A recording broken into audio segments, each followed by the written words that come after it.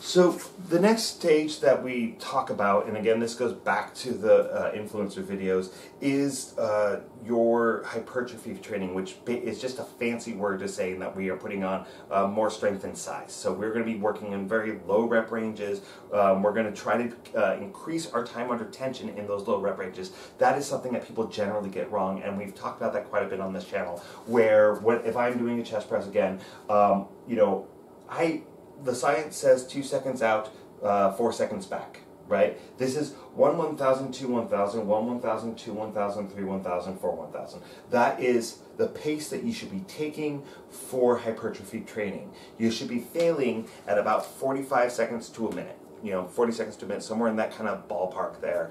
And in order for you to get there, you know, if you're pumping out 8 reps and it's just like 1, 2, 3, at that pace, you're not going to see the size gains that you're looking for. You're not going to see the strength gains that you're looking for. You really, really need to pay attention to those slow eccentrics. And again, the return, again, this is a bench press, so I'm pushing against gravity, I'm pushing upward.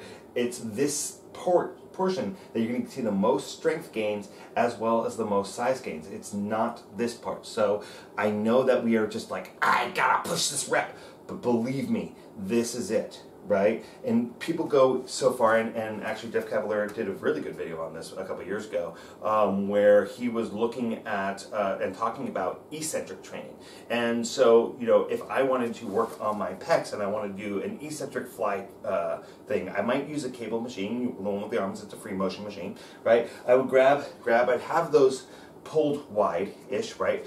And so what I might do is I might do something like this where I curl up like this into a little ball, right? So I'm getting that in here and I'm squeezing tight, and then I'm squeezing because I might be able to actually get the weight up that way. I probably can't get it this way, and that is the point of eccentric training. So I'm pushing out, and when I get to this place, I want to be nice and strong here, and all I'm trying to do is hold, and I'm losing that battle. Right? I am losing this battle. I'm not doing this cold, right? It's not early in the warm-up. I've probably actually done some, you know, chest presses or things like that already, and this is like towards the end of my workout, and all I'm doing is I'm coming out here, and I'm holding, hold. Fuck! Right? And that is one of the ways that you're going to gain more size and strength. Yes, there's risk along with that, right? You have a higher risk of tendon damage, you have a higher risk of muscular tears and things like that. But if you want to get size gains and whatnot, don't overload it too much, right? It's just, you know, just barely where you can't hold it anymore and you're going to lose that battle. You're going to actually see more size and strength gains from that than you would from, you know, just doing, you know, this slow eccentric and doing that so controlled. So that is definitely one way that you can do it, and that is going to help gain more size and strength. But kind of when we're talking about the hypertrophy phase, the purpose of it is really to double down on doing like these heavy lifts with slow controlled form until we kind of develop more of that mass size. And I would be doing this for probably 2 to 3 months.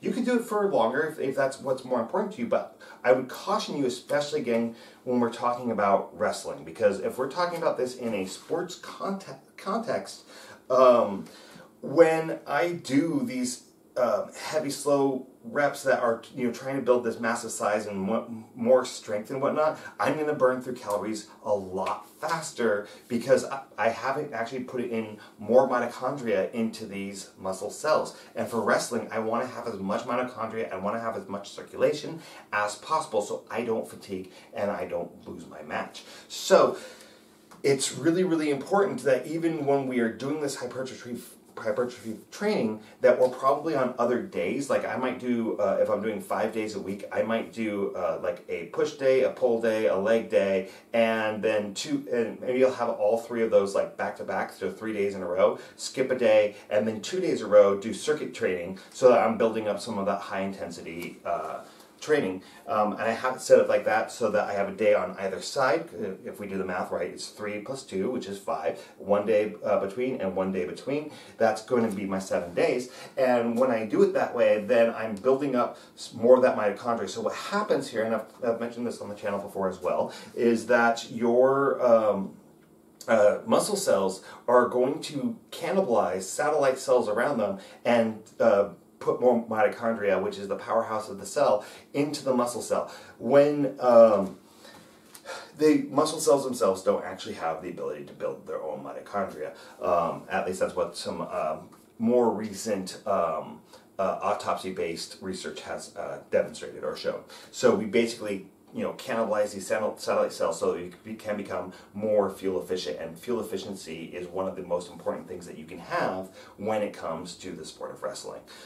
So without further ado, let's go ahead and go into power.